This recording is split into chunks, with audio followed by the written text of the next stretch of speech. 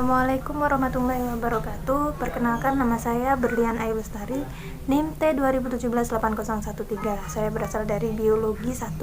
Nah, pada kali ini kita akan membahas tentang mutu. Ada pengertian mutu, indikator mutu, bagaimana cara peningkatan mutu, dan lain-lain. Nah, yang pertama adalah pengertian dari mutu itu sendiri. Mutu atau kualitas didefinisikan sebagai ciri atau karakter menyeluruh dari suatu produk atau jasa yang mempengaruhi kemampuan produk tersebut untuk memuaskan kebutuhan tertentu. Nah, dari definisi tersebut, mutu jelas menekankan pada kepuasan pelanggan atau pemakaian produk. Nah, itu tadi adalah pengertian dari mutu. Selanjutnya adalah indikator mutu. Apa saja sih indikator dari mutu tersebut? Nah, menurut pendapat Singh pada tahun 1992, definisi dari kualitas suatu produk terdiri dari beberapa hal, yaitu yang pertama adalah attractive quality, yaitu aspek dari suatu produk atau jasa yang melebihi batas kebutuhan saat ini. Bila konsumen memperolehnya, ia akan merasa senang, tetapi bila tidak, ia akan mengajukan komplain. Jadi itu bisa dikatakan harus ada gitu kebutuhan. Jika memperolehnya itu, pelanggan akan senang atau puas, dan jika tidak, dia akan mengajukan komplain atau tidak suka. Nah, itu yang pertama. Yang kedua adalah must be quality. Adalah aspek dari suatu produk atau jasa yang diharapkan oleh konsumen, yang mana merupakan standar minimum yang dapat diterima, sama seperti fitness for use atau bebas dari keuangan. Selain Singh, Fandi Ciptono juga berpendapat faktor apa saja sih untuk mengevaluasi kepuasan pelanggan. Yang pertama adalah kinerja atau performance. Kinerja dari produk memberikan manfaat bagi konsumen yang mengkonsumsi, sehingga konsumen dapat memperoleh manfaat dari produk yang telah dikonsumsinya. Performance berarti ini lebih besar manfaatnya. Kemudian yang kedua ada ciri-ciri atau keistimewaan tambahan atau feature, merupakan karakteristik sekunder atau pelengkap dari produk inti. Nah, keistimewaan tambahan produk juga dapat dijadikan ciri khas yang membedakan dengan produk pesaing yang sejenis. Jadi kelebihan dari produk-produk yang lain. Yang ketiga adalah keandalan atau reliability, kemungkinan kecil terhadap suatu kegagalan pakai atau kerusakan. Jadi merupakan tingkat resiko kerusakan produk menentukan tingkat kepuasan konsumen yang diperoleh dari suatu produk. Sehingga semakin besar resiko yang diterima oleh konsumen terhadap produk, semakin kecil tingkat kepuasan yang diperoleh konsumen. Begitu pula sebaliknya. Yang keempat adalah kesesuaian dengan spesifikasi atau conformance to specification, sejauh mana karakteristik desain operasi memenuhi standar-standar yang telah ditetapkan sebelumnya. Selanjutnya adalah daya tahan. Daya tahan ini berkaitan dengan berapa lama produk tersebut dapat terus digunakan. Daya tahan produk biasanya berlaku untuk produk yang bersifat dapat dikonsumsi dalam jangka panjang. Nah, selanjutnya ada kegunaan atau serviceability, merupakan kecepatan, kompetensi, kenyamanan, mudah direparasi, serta penanganan keluhan yang memuaskan. Kemudian ada estetika atau estetik, daya tarik produk terhadap panca indera. Konsumen akan tertarik terhadap suatu produk ketika konsumen melihat tampilan awal dari produk tersebut. Jadi dilihat dari covernya, menarik apa tidak ya. Itu merupakan pengertian dari estetik tadi. Selanjutnya adalah kualitas yang dipersepsikan atau perceived quality, meliputi cita rasa, reputasi produk, dan tanggung jawab perusahaan terhadap produk yang dikonsumsi oleh konsumen. Nah, itu merupakan beberapa faktor untuk mengevaluasi kepuasan pelanggan. Selanjutnya adalah harapan pelanggan. Harapan pelanggan, pengertiannya apa sih? Harapan pelanggan merupakan perkiraan atau keyakinan pelanggan terhadap apa yang akan diterimanya, tentang apa yang akan diterimanya. Nah, pengertian ini didasarkan pada pandangan bahwa harapan merupakan standar prediksi yang dilakukan konsumen dalam melakukan pembelian.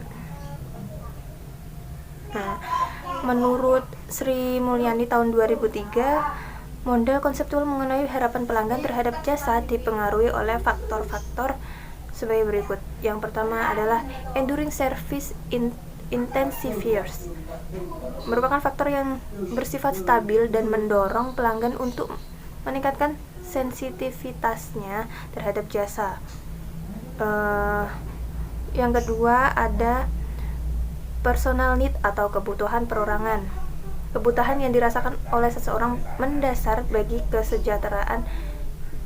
kesejahteraannya juga sangat memerlukan harapannya, misalkan kebutuhan fisik, sosial, psikologi, dan lain-lain.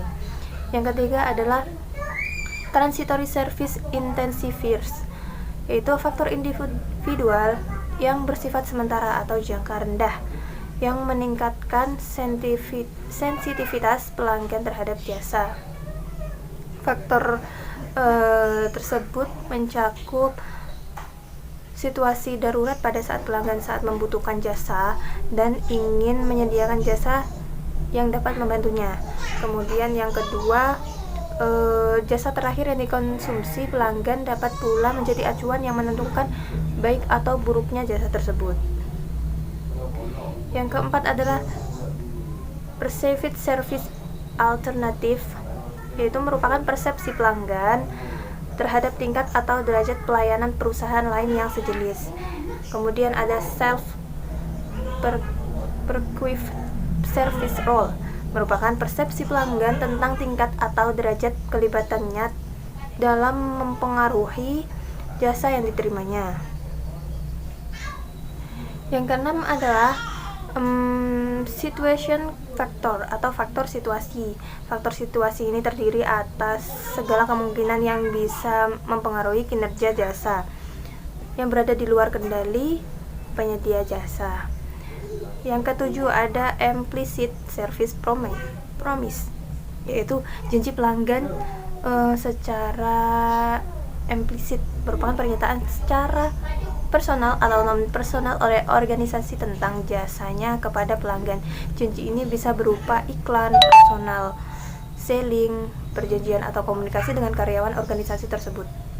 Yang kedelapan adalah implicit service promise atau janji pelayanan implisit,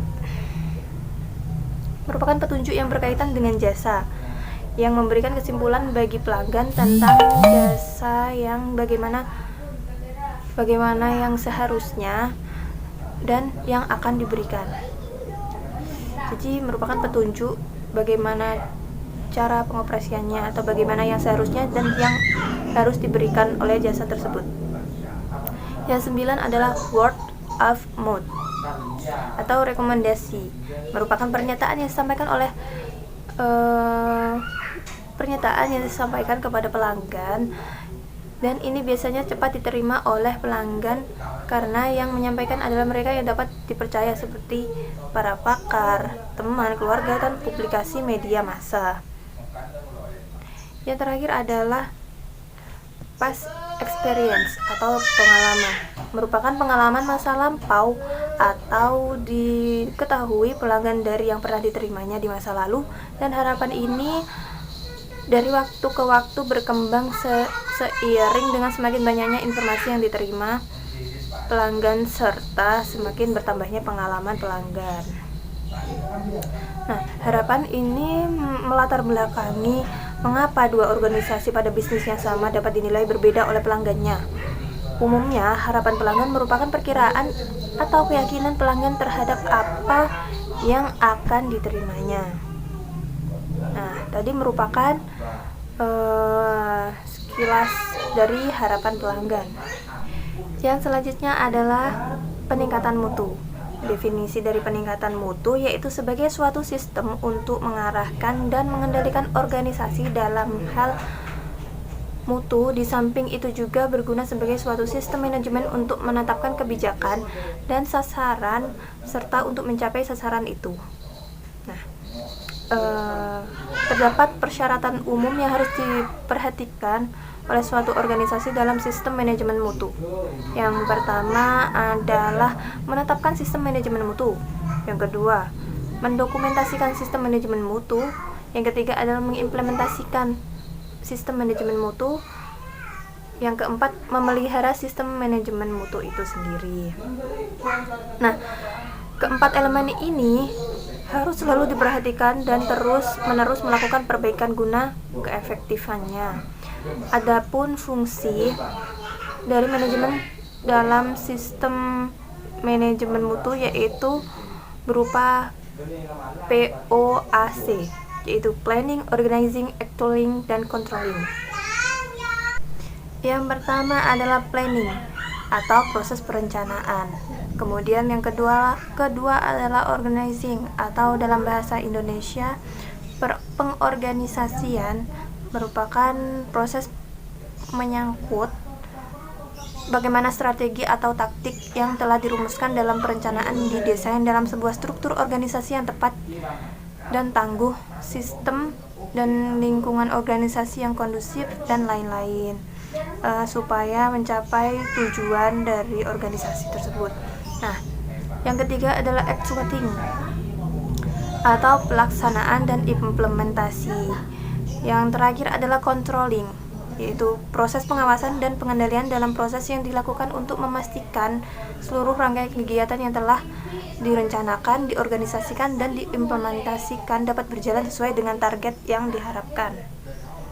Sekalipun berbagai perubahan terjadi dalam lingkungan dunia bisnis yang dihadapi. Nah, itu tadi merupakan penjelasan mengenai mutu. Yang pertama adalah pengertian mutu, indikator mutu, harapan pelanggan, dan bagaimana cara peningkatan mutu atau sistem manajemen mutu itu sendiri. Nah, sekian dari penjelasan saya. Mungkin ada salah kata atau maupun perbuatan saya mohon maaf sebesar-besarnya. Terima kasih. Maaf karena keadaannya ramai dan tidak kondusif. Terima kasih. Wassalamualaikum warahmatullahi wabarakatuh. Aduh. Iya, kenapa sayang? Sana main dulu di luar ya. One, two, bye.